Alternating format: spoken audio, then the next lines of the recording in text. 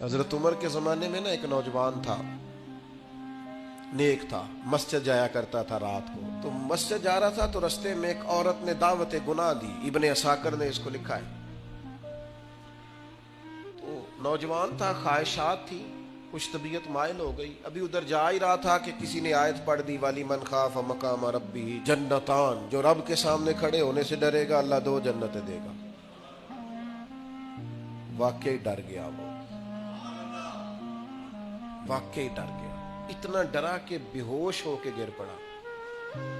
बूढ़े बाप को किसी ने बताया बच्चा बेहोश पड़ा है, उठा के घर लाए। घर ला के कहा बेटा क्या हुआ? नौजवान है, चढ़ती जवानी है, पर पाकीज़ा बड़ी है। कहने लगा अब्बा जी, गुनाह की तरफ चला गया था, पर मैंने आयत सुन ली, जो अल्लाह के सामने खड़े होने से डरेगा रब 2 जन्नतें देगा। मैं डर गया था, रब वाकई 2 जन्नतें देगा।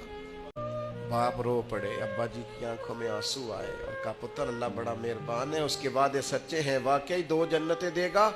उसने फिर एक चीख मारी और इस तरह की मारी कि उसकी रूह ही परवाज कर गई। सुबह हजरत उमर को पता चला कि उन्होंने तो रात जनाजा भी पढ़ दिया, तदफीन भी कर दी। जनाब उमर फरमाने लगे इतना नेक नौजवान खौफे खुदा से दुनिया से चला गया, मुझे क्यों नहीं बुलाया, मैं जनाजा पढ़ता। फारूक आजम फरमा रहे हैं मेरा शौक था, मैं उसका जनाजा पढ़ता। कहा हुजूर आपको तकलीफ नहीं दी? फरमाया बताओ कब्र कहाँ है? हजरत फारूक आजम कब्र पे तशरीफ ले गए और खड़े होकर फरमाने लगे नौजवान मुझे उम्मीद है मेरे रब ने तुझे 2 जन्नतें दी होंगी। कब्र के अंदर से बोला, कहने लगा हुजूर उम्मीद वाली बात नहीं, रब के वादे सच्चे हैं, उसने वाकई मुझे 2 जन्नतें अता फरमाई।